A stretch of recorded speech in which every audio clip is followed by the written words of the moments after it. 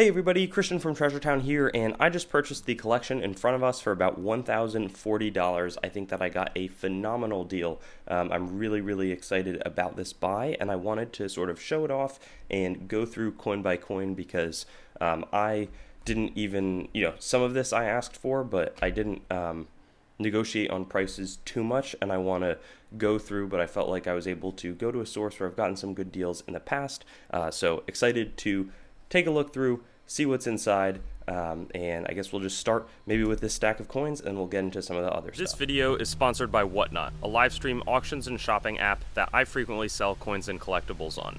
My link at the top of the description gives you $15 off your first order when you sign up through it, so definitely check that out. Plus, it's a great way to support my channel since any buy that you make with a new account gives me a nice bonus too. Hope to see you on some of those auctions. Let's get into the video. Like I said, I'm going to start with this group, but it's a mix of US and world type coinage and currency, so it's a really wide variety. But right here we've got a Stone Mountain $50. This was a 1925 $50. I want to say it's Lee and maybe Stonewall Jackson on horses, and they commemorated that with the Stone Mountain Memorial, I think in Atlanta, Georgia. So this raised money for that, but it's got a shade of, a wipe of cleaning, but still a decent looking coin. After this, it looks like we've got the Teardrop Standing Liberty quarters from 1926 with an S mint mark. I believe that's like a bit of a die break, sort of in the reverse or in the back of to the back of her leg. And it really does look like a teardrop. Wow. So that's a super cool little find. Let's see. Yeah, die chip. Exactly. That's probably the correct term for it. But I always find these super interesting. Any of the well-known die chips. Here we have a repunch mint mark. It's a Variety Plus coin 1916D. Let's take a look, see if we can see it. And it looks like it's sort of on the inside of the Denver mint mark. So that's a really cool one. With nice detail. You can see a lot of the Liberty as well, so that's a great find. And then looks like we have some toned, because I can see the toned in the reverse, and wow, look at that rainbow toning, so cool.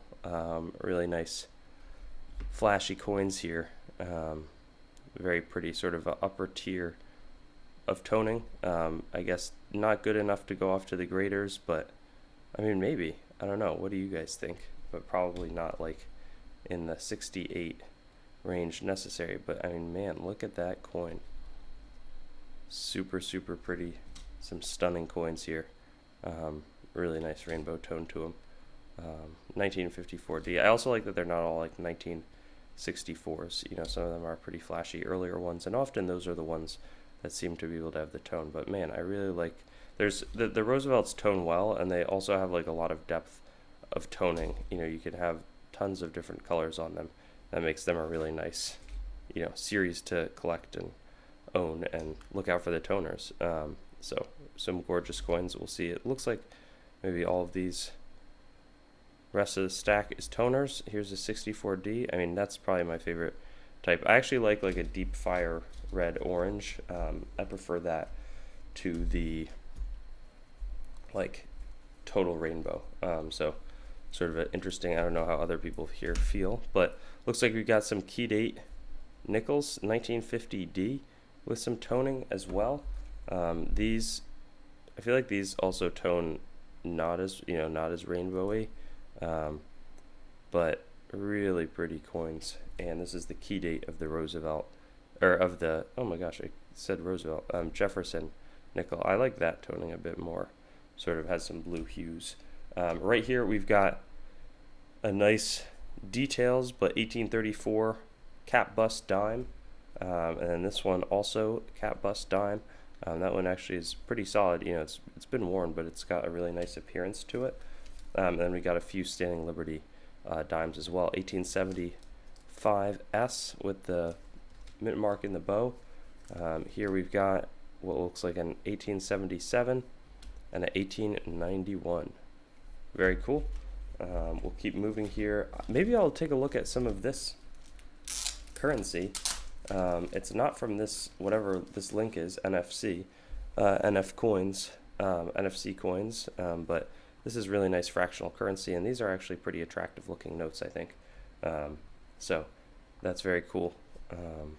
And yeah, a lot of detail, and not too much wear. It doesn't look like they're super, it's still a bit of a crispy note, you could call it. So very nice, 25 cents there. These are from like 1874 to 1876 or so. So yeah, those are 4 nice notes of fractional currency.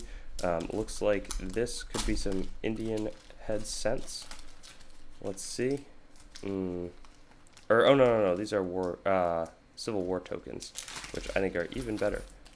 So we'll go token by token through these guys. Not 1 cent, 1863, believe. That's more of a classic design. I've seen that one before. Another 1863, not 1 cent. This one's going to be a Our Army. Nice. That looks like the Indian princess design. Like this one too, Our Army, 1864. Nice. So that's a little bit later. Tradesman's. Okay, this is cool. The United States copper. I've seen one of these before. As have I seen. I think this is 1864 as well. But what does that say? Something and FRI. I don't quite know. Oh wow, nice. 40 Mohawks, Merchants, Cohoes, New York. Wow. Really interesting. It's always fun to get the store cards as well. Our Country, 1863 Civil War token. And I mean, these things are worn, but they're still, let somebody own a Civil War token. I might hang on to a few of this. That's a Albany, New York. I believe it does. Joe's, M.O., Burn, Cigar Box, something, Our Merchant Street. I'll look into this a bit further. But yeah, something from Albany, New York. And again, for those of you who don't know, they would make these so that in the Civil War, people could use basically cent coins because everybody was hoarding them. So these were like stand-ins, and everybody just sort of agreed to use them as 1 cent. So then we have 1863 Army and Navy, and not 1 cent. Is that a bit die rotated? A little bit. Though I don't know how much people care about die rotation, but if you have it here and you flip it over, like, it does appear that it's off of its axis. So that's very cool. Next up, I can go through these. Let's see, I bought a few of these, looks like. So we've got the 10 francs. This actually was an older design, and then they remade it for 1965, and then over here 1934 we'll see Peruvian. It was part of the Great Inca Empire of South America. Lima was the stronghold of Spain and Spanish colonial rule. And then this was, so they were minted the last year as the peace dollar, so that's sort of interesting as well. But these things, they're nice coins. They always have some cool numismatic look to them. And so these things were pricey, actually. These probably take up a lot of the, good bit of the pricing on what I've bought in front of us, but that's pretty awesome. And I'm not going to have us go through every single one, but we got 1925, 1930, so a nice mix, good variety there. And then our last is this hoard of coins, and I did know about this coming in. This is 100 of these VOC duets, and I think that it's like East India Company or like related to that. They're a bit smaller than some of the 20 cash coins, which probably a good amount of people would recognize, but they're a bit older as well. Let me find here's my knife, and let's see. All right, able to get that